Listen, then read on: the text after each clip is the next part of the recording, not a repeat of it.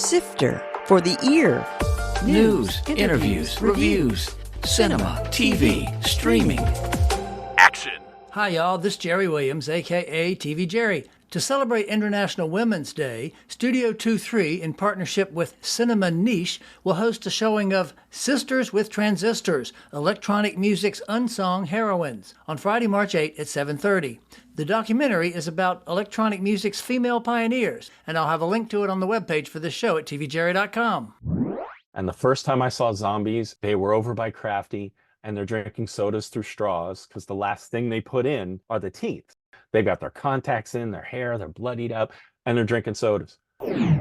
That was Tom Sanchez Prunier talking about the first time he ran into zombies on the set of The Walking Dead, which was shot here. Tom lives in Richmond and works as a location manager or a location assistant on films and TV series shot in this area. He's also written and directed some short films, written poetry, and created a YouTube channel that features die-cast cars. We'll talk about this on today's show. Sifter Review of the Week. Masters of the Air on Apple TV+. Tom Hanks and Steven Spielberg were behind the World War II shows Band of Brothers and The Pacific. They created this new series that looks at American bombers flying missions to destroy targets in German-occupied Europe. As expected, there's an enormous cast of young men, led by Callum Turner and Austin Butler. Sadly, so many characters mean that none of them get much focus. As a result, there's little real concern about the men, and sometimes a question of who's who. The only exception would be the few who parachute behind enemy lines, but that's a small part of the story. The group scenes are often energetic but cluttered without much narrative drive. What stands out is the combat footage. Every episode revolves around a mission and the expected calamities, injuries, and deaths that occur. The footage is often riveting, especially with the speed of the aerial encounters. However, when this experience happens every episode, it loses some of the impact. Ultimately, the whole thing becomes rather flat, lacking much depth in the characters and one blazing battle after another. I gave Masters of the Air 3 out of 5 stars. Tom Sanchez Prunier, thanks for being on the show. You got so much in your resume. You've got location scouts, you've got screenwriting, you do these die-cast car videos, and a poet. What came first? Well, it always came to the writing. Poetry was first in the early 2000s, shortly after I moved down here with my wife. And where was that from? New York. And what were you doing in New York? Well, my wife was a copywriter, and I was finishing my degree. Before that, I was just working behind a desk. How did you get yourself into the location scouting world? Anyone who starts on a film set or a TV set, you're going to start as a production assistant. Right. I actually worked in the production office, so I had touch points with every department.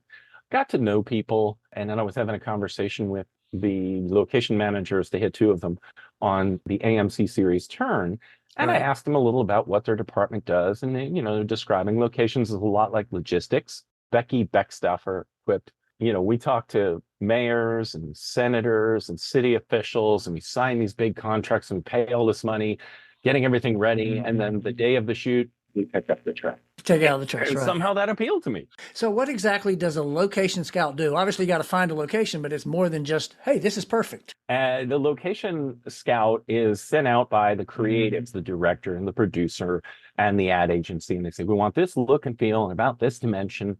And that's all well and good. But a film crew isn't just where you're filming and where you put the camera. You have all that gear and all those people, and you have to feed them. And you have to park their cars.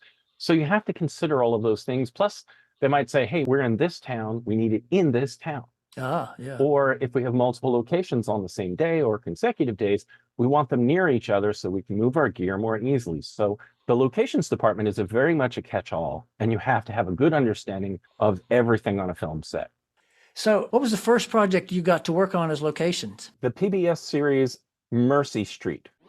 Footnote. Mercy Street was a 2016 series on PBS about a hospital and its nurses during the Civil War. We had one primary location, which was the hospital, but then we did a lot of work in Petersburg, Right. both at Center Hill, which is the mansion on the, in the center of town, and then Old Town in Petersburg. And also really cool, it was in the middle of a farm field. I have a picture. We burned something down and blew it up in the middle of the night. And I think I have that as one of my social media pictures. This is me giving a thumbs up and this big fire behind me. Was there anything interesting about Mercy Street that was a challenge? I know it was a period piece. Was there anything that was a challenge about that one? I think the challenges that we faced where we were a small crew, it's television, so there's always constant change. Lightning within 10 miles can put everything on hold. You're dealing with a lot of extras, so you have to have a lot of space for people. You have the places to put them if it rains. In Petersburg, we had to know the phone numbers of all the neighbors and be in contact with them. Hey, turn off your light, or hey, turn down your TV. Surprise guest drop in. So, Mary, welcome. Well, thanks for having me, Jerry. And hello, Tom. Hey, Carrie. Good to see you. Footnote. Carrie Craven is a locations coordinator based out of Maryland, and she was here to work on season 2 of Swagger. Swagger was an Apple series based on the youth of Kevin Durant. Both seasons were shot here, and I have a podcast on the website with creator Reggie Bythewood. So what did y'all do together? We worked on Swagger. Carrie was the coordinator for a 16-person location department. I was one of the 2 key assistant location managers. So, Carrie, how was it working with Tom on Swagger? Tom was an extraordinary key ALM. On the set, everybody is on a radio. I'm in the office, so I'm only as good as the information I get. And I was grateful that Tom would continually funnel to me information. And, I found it, no matter what he was saying, even if it wasn't like an action item, that I was appreciative of being able to go, okay, this is what's going on. And this is why this has occurred. And this is why we need air conditioning in the afternoon and heat in the morning in September, because you just never know. And that was, this is the kind of thing that Tom was always really good at, in addition to budget and security and Excel. People think it is all just the glamour, or we do just pick up the trash. It's like throwing a wedding every single day. Wow. Yeah. Yeah. That's what it is to me. Every day is a wedding. Before I let you go, is there anything else you wanted to say to Tom or about Tom before you sign off? I hope we get a chance to work together again, sir. Really, I would love to do that. Same. And that's the high praise. That's what you're always doing. You're always working for your next job, and you're kind of finding your tribe, and Carrie's my tribe. There you go. Well, thank you so much for joining us today. Great to meet you, Jerry. I'm subscribing now. Thanks a million for inviting me. Everybody have a great weekend. Bye. Bye. So once you find the location, what's next? As a location scout, you have to knock on people's doors. And if all goes well, within 5 or 10 minutes of meeting them at their doorstep, they're letting you into their home to take photographs of their home. So you have to be quite diplomatic. I always tell people when we're scouting, hey, I just want you to know, we're going to pay you for the inconvenience. Sometimes if it's a major move-in, we will the residents into a hotel.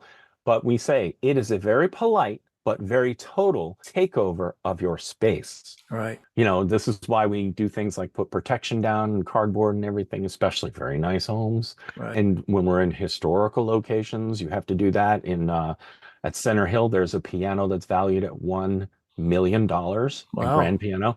Yep, we cover it in Fernie pads. We put velvet ropes around it. So there's a lot of things you have to consider. And then when the circus comes to town, you are there to answer questions and be the liaison with the officials, with the owners, with the neighbors. There have been a lot of times where, we will have security, but you will sometimes have what we call bogeys. On Mercy Street, we had someone who was on the TV show How to Get Away with Murder. Mm-hmm. There were a lot of fan people, including one who snuck onto our set while we were at lunch, took pictures and posted them to Facebook, and was still there. And our production office saw it and contacted us, and we had to chase her away. And she felt she was entitled to be there. Right. So what's the biggest challenge you've had on trying to either find a location or work the location once you're there? I think finding a location is challenging because you want the look, but you also have to have the infrastructure. Right, sure. I have found amazing spaces that have no elevator access. And it's like, there's no way we can bring a full crew up here because you're going to be asking them to lug their equipment up 2 or 3 flights of stairs. Right. Or we found great places, but one of the 5 counties in Richmond just doesn't want to work with us. What county is that? Can you tell us what county it is? Henrico. Okay. Wow, Yeah. really? That's a big one. Huh. Oh yeah, they take our signs down and everything. We put up yellow signs like to set and things Yeah, like that. yeah. And you've seen those. Of course. I'm assuming this is be your job because I've seen it. I know what to look for, but you'll sometimes see these little signs on a telephone pole or someplace and Mhm. it'll have some kind of cryptic, it's usually like an abbreviation or something with an arrow. And Mhm. oh, they're shooting that movie there or they're shooting that series there. Location's going is going to run around and put those up on the telephone poles and everything, right? Yeah, we do that. We try to wait until the day before and then take them down quickly. I was not on this, but Imperium had Daniel Radcliffe.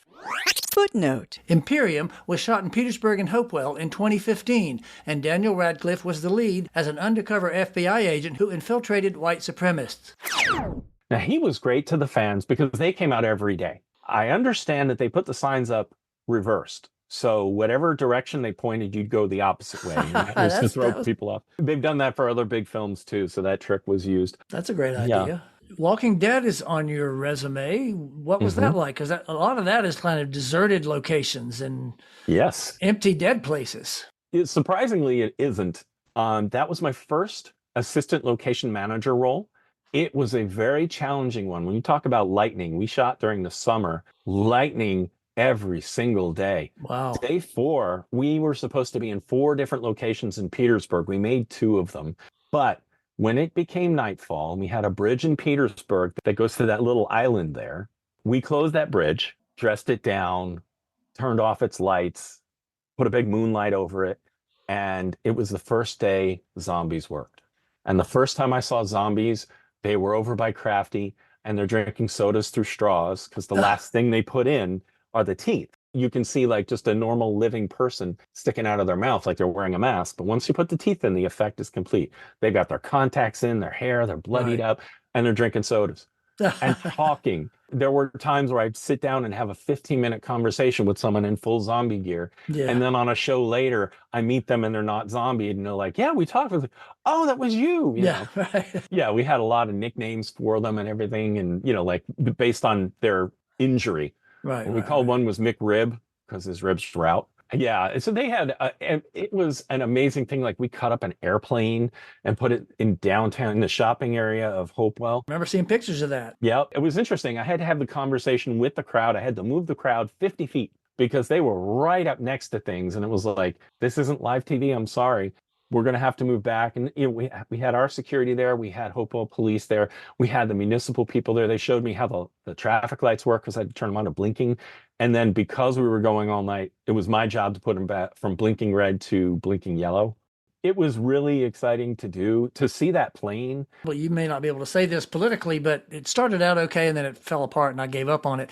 But I did watch the first episode and it was very cool because I'm sitting there looking and saying, wait a minute, that's Schaefer Street Playhouse. I know exactly where that location is at VCU because I actually went to school and did plays in that very theater. So that was kind of a nice surprise to see Schaefer Street in there. It's funny you bring that particular night up. That was a Friday night at VCU main campus, but there was something going on in the Schaefer Street house upstairs. It was a poetry reading. Oh. So we gave them our cafeteria, which was the old gymnasium, which was still up. Right. And we moved that entire poetry reading over there. And then also were able to donate some money to their organization. They were a very new student organization. We gave them, some money and afterward. And they were very appreciative. They were willing to move it. They didn't have the schedule posted. So nobody at VCU knew they were going to be there. Pivoting completely away from all of this, because you have this crazy other little life that you do, Spork Syndicate. What is that? During the pandemic, I watched my, at the time, 5 and 6-year-old son playing on the living room floor, having little stock car races with these little die-cast cars, little 1/64th scale Hot Wheels Matchbox cars. And I used to do that in my basement when I was his age. And I remembered I still had my collection up in the attic. So during the pandemic, I went up in the attic, I brought down the collection. I took out all the duplicate cars I had, and there were enough duplicate cars because my collection at the time was about 2,000 to fill my 4-foot by 8-foot dining room table, just like a big parking lot. I said, take what you want. He started playing with the cars. Now, some of these cars he had were older, so axles are bending and, oh, hey, this one's broken. Okay, where do I go? YouTube. And I learned how to fix the axles. Then I see people are customizing their cars. I immediately just jaw drop, like, I want to do that. And some of the groups of like what they call build teams would hold monthly builds and say, all right, we're going to use this car and the theme is going to be surfing. So you would get that car and you make it a surfing car, put a surfboard on it, whatever. But I've started to send, like communicate and connect with them. And then in the beginning of 2023, I launched a channel. I gave it the name Spork Syndicate, partly for alliteration, but also because sporks are adaptable. Ah, okay. And there you go. if I do this, so it doesn't have to be one thing. It's been this interesting endeavor because for me, one, I love playing with tools and making things and building things. But two, I'm making films. They're short. I mean, they're documentary style, but I'm having fun. I'm editing, I'm filming, and my subject is small. Yeah. February 4th was my YouTube anniversary. I had produced 66 videos ranging from 1 minute long to 26 minutes long. Now, I mentioned build teams. I got drafted onto the build team that I am been a big fan of. I am one of the 4 horsemen. That's the name of the build team. It's been this very exciting development in my filmmaking and storytelling career because for me, it's not just a how-to. I'm trying to tell a story. I'm trying to make it interesting, and I'm also editing it as tight as I can and trying to make it cinematic. What's the response been online? It's been pretty good. I'm just cresting almost 260 subscribers. That's not a lot right now, but the last 60 have come in the last 2 weeks. Wow. And it's a direct result of being part of this build team. Some people are writing me in different languages and I can copy paste it into Google Right. and Sure. and then right. like Russian, I will write back to them, as hopefully it made it tracked, but thank you. I don't try to go too much, Right. My build team, they live, one is in Maine, one is in Florida, and the other one is in Switzerland. Oh, cool. And 2 of them are ordained ministers. Wow. And my wife is an ordained minister. So there's that little interesting connection. Huh. So one thing I always like to ask everybody, when you're not working on a set or working on your cars, what do you like to watch? We're still watching the last season of Ozark. Oh, wow. Good. Wow. You got some surprises. Yeah. We're way behind. I also like the 2 comedies by Canadian Jared Keeso, Letterkenny and Shoresy. Didn't love Shoresy, but love Letterkenny, watched every episode. I'm going through it again where sometimes I'll have it on in the background like a podcast where I'm not watching and I'm listening to it. Right. I like Archer, and Hulu just added season 7 of Rick and Morty. I'm also a big Formula One fan. So I'm watching a lot of Formula One related things. And we got the silly season. My favorite driver has announced that he's moving to Ferrari in 2025. Did you see that movie? Which one? The new Ferrari, the most recent, the Michael Mann. I have not. I have not seen that one with Adam Driver. I'm very much looking forward to that. Thank you very much for doing this. This was great fun. Thank you so much. Tom Sanchez Prunier lives in Richmond and works as a location manager or location assistant on films and TV series shot in this area. I'll have a link to his work, including Spork Syndicate, on the webpage for this show at tvjerry.com. Coming soon. In theaters. It's a slow week for movies, primarily because the big one is Dune Part 2, which is reportedly full of action and excitement. Drugstore June, a comedy about a young woman who sets out to solve the robbery of the pharmacy where she works, starring Esther Povitsky, with Bobby Lee, Haley Joel Osment, James Remar, and Beverly D'Angelo. Io Capitano, a tale about 2 young men who leave Dakar to go to Europe, from the director of Gomorrah and last year's live-action Pinocchio. It's also Oscar-nominated for Best Foreign Language Film. TV and streaming. Damsel on Netflix. Millie Bobby Brown from Stranger Things takes on her first adult role as a woman slated for a royal wedding, but she finds herself in a cave with a fire-breathing dragon. The Regime on Max. Kate Winslet stars as the chancellor of a modern European country who becomes paranoid and politically unstable. Created by Succession writer Will Tracy. Spaceman on Netflix. Adam Sandler once again goes for a dramatic role as an astronaut who discovers a giant talking space spider on his ship, voiced by Paul Dano, also starring Carey Mulligan. Ricky Stenicki on Prime Video. When they were kids, 3 friends blamed the unreal title character for their immature behavior, but their grown-up versions have to create him for real. John Cena takes on that role, and the trio is Zac Efron, Andrew Santino, and Jermaine Fowler. The Gentleman on Netflix. Director Guy Ritchie has created this series as a spin-off from his 2019 crime film of the same name, with Theo James as the head agent. Super Sex on Netflix is about one man's experience in the world of pornography. Iwaju on Disney+. This is a collaboration between Disney and Kugali, an African company that created this animated sci-fi series set in Lagos. Donna Bailey has been a prompter operator for more than 15 years. She's worked teleprompters for live events and speeches as well as video and film productions. She'll be here next week to give us some insight into the tech and secret surprises behind the world of teleprompters. This is Jerry Williams. Thanks for listening. For more Sister, including literally thousands of reviews, Visit tvjerry.com. That's a wrap.